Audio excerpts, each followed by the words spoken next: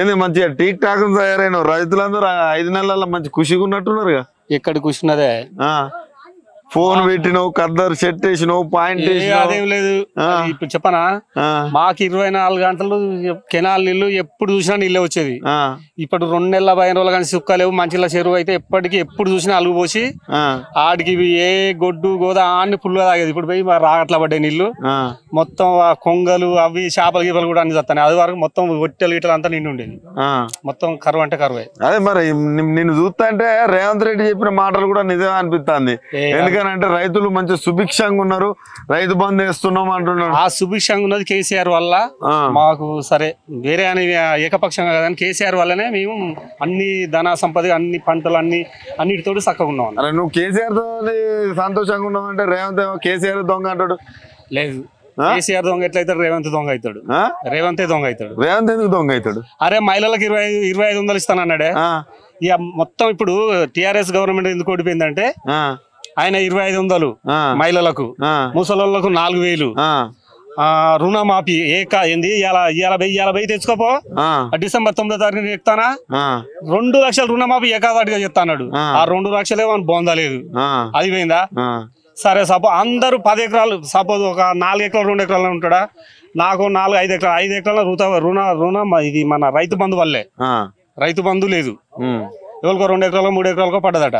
కానీ అది నాకు ఇంతవరకు రైతు బంధు వల్ల. రైతు బంధు వల్లేదని నువ్వు అంటారు. మరి వాళ్ళ మంత్రులు ఏమో రైతు బంధు అడిగిన వాళ్ళు చెప్పు తీసుకొని కొడతాం, ఎప్పుడో పడ్డది అంటారు. అది వాడిని కొడతారు. రైతులే చెప్పు తీసుకొని వేరే చెప్పు తీసుకొని వాడినే కొడతారు. అదంతా ఏం లేదు. 5 ఎకరాల పైన ఉన్న రైతు బంధు పర్లేదు. సరే బోనస్ ఇంకా బోనస్ 500 అన్నాడు. బోనస్ బోందనా పైసా లేదు, బోనస్ లేదు, ఏది లేదు.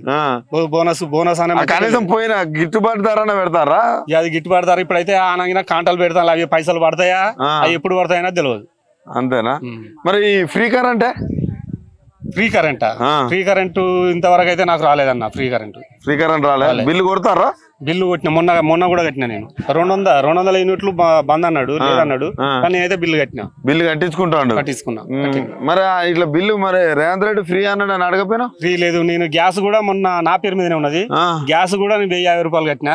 అవి అలా పడతాయి అన్నాడు. అది పడుతుంది అన్నది ఎంతో, పడతాయి పడేదేంతో ఇంతవరకు అయితే వాళ్ళే. అదే సీఎం అబద్ధాలు ఆడతాడా, మీరు అబద్ధాలు ఆడతారా? సీఎంఏ ఖచ్చితంగా అబద్ధాలు అవి. నేను ఇప్పుడు గ్యాస్ కట్టి అది నేను తీసుకున్న గ్యాస్ గట్టినవి కూడా చూపెడతా. 1050 రూపాయలు కట్టిన నాకు ఇంతవరకు పడలేదు. నా పేరు మీదనే ఉన్నది. అంత నీచమైన అబద్ధాలు అన్ని అబద్ధాలు అవి. అబద్ధాలే. ఇగో బస్ అని పెట్టింది ఫ్రీ. నేను హన్మకొండ పోయింది, ఇక్కడ రాయపర్తలు ఎక్కిన. ఇక వాళ్ళు అంటే మహిళలను కించపరచుడు కాదు. ఈ అందరు వాళ్ళు ఆధార్ కార్డులు తెచ్చుకున్నారు. 4-5 ఉన్నాం. మామూలు నెడితే అక్కడి నుంచి ఇక్కడికి వచ్చే దిగజీవటాలు పుట్టినాయి నాకు. నేను 60 రూపాయలు తీసి ఎక్స్ప్రెస్ బస్ ఎక్కి 60 రూపాయలు టికెట్ తీసుకుని రాయపర్తికి వచ్చారు. దిగజీవతాలు పుట్టినాయి. బస్ ఎవరికే మీ కండ్లమంటట్టుంది. రేవంత్ రెడ్డి ఏమంటానంటే ఒక్కొక్క మహిళకు 6,000 మిగులుతానట. అది గవర్నమెంట్ జాబ్ చేసే వాళ్ళకి 6,000 మిగులుతానంట. మా వాళ్ళు ఎందుకు పోతారంటే పోతే ఎన్నడో ఆవసకు పుండానికి ఒక నాడు 50 రూపాయలకి 6,000 రూపాయలు దేని తెస్తారు వాళ్ళు. చిలకాడు కూడా బస్ వేసుకపోతున్నా. అది లేదు, చిలకల కాడు బస్సులు పోతాయి. అంతే కదా మరి. ఇప్పుడు 6,000 మిగులుతానంటే రైతులకి లేదు, లేకపోతే వాడు కొండగట్టు గిట్ట ఫ్రీగా తిరుగుతారా? అట్లా తినేట పని పాటలు ఏం పోతా. అట్లా వేరే రైతులు పోతారనే చెప్పు. రైతు పని చేసుకునే రైతులు కొండగట్టుకు యమలవాడ యాదగిరిగుట్ట పోతారా? ఇవాళ పోతే అయ్యో ఎట్లా 200 ఎట్లా పోతాయి అని ఉంటారు. కానీ నీ 100 రూపాయల బస్కోరం బస్ ఎక్కి తీర్థయాత్రలు తిరుగుతారా? ఏమో మరి ఫ్రీగా వచ్చింది కాబట్టి తిరుగుతారా? అదేం లేదు. బీమా రైతు బీమా లేదు, ఏ బీమా లేదు. ఇంతవరకు రైతు బీమా చచ్చిపోయిన వాళ్ళు మా ఊళ్ళో 5-6 చనిపోయిన ఎవ్వరికి రైతు బీమా రాలేదు. అదే కేసీఆర్ అప్పుడు 8 రోజులల్లా తీసుకుపోయి చెక్ ఇచ్చి వచ్చేది. రాలేదు. ఇప్పుడు అబద్ధం అనే వచ్చి ఎవరి మీద గుట్టియాల్సిన అవసరం లేదు. అది రైతు బీమా రాలేదు. సరే, ఇప్పుడు కేసీఆర్ బాగా చేసిండా రేవంత్ రెడ్డి 5 నెలల పాలన వచ్చిందా మీకు? కేసీఆర్ బాగా చేసిండు. ఓకే, బాగా చేసిండు. ఏం చేసిన? అవునే, బాగా చేసిండు. అన్ని దేనికైనా కూడా చేసిండు మంచిగా. ఏం చేయలేదని నేను అంట. 24 గంటల కరెంట్ ఇచ్చిండు ఈయన. 24 గంటల కరెంట్ అదే కరెంట్ ఇస్తా అన్నాడు. కానీ ఎన్నిసార్లు పోతాను. ఆ 14 గంటల కరెంట్ కూడా చక్కగా వస్తలేదు. 24 గంటల కరెంట్ కేసీఆర్ మనం బాయిగడ పండుకుంటే అసలు కరెంటే పోకపోయేది.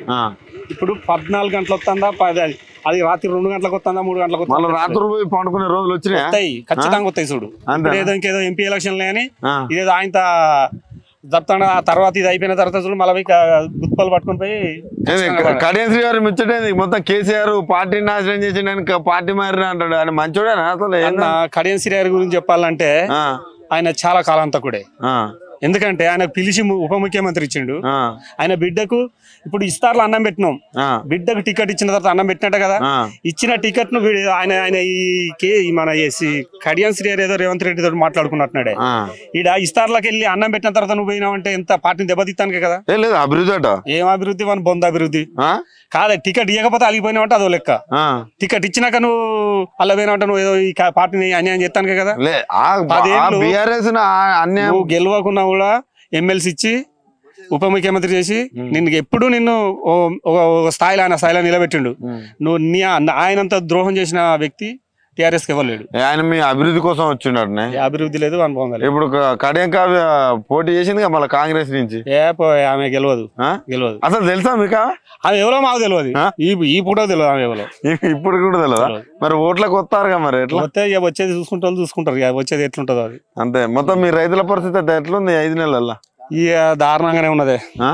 ఇప్పుడు గిట్లుండే నాని ఓట్లు కుత కుత కుత కుత ఎక్కడికెక్కడ అసలు మొత్తం ఎక్కడికెక్కడ నిండు కొన్ని పోయినాయి. నీళ్ళు లేక పోయినాయి. నీళ్ళు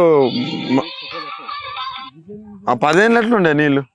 నేను చెప్పలేనా ఎప్పుడు. ఇప్పుడు ఎండాకాలం కూడా ఏర్లు అయిపోయినాయి నీళ్లు, అలుగులు పోసినాయి. కాళేశ్వరం పెద్ద కుంభకోణం అంట కదా.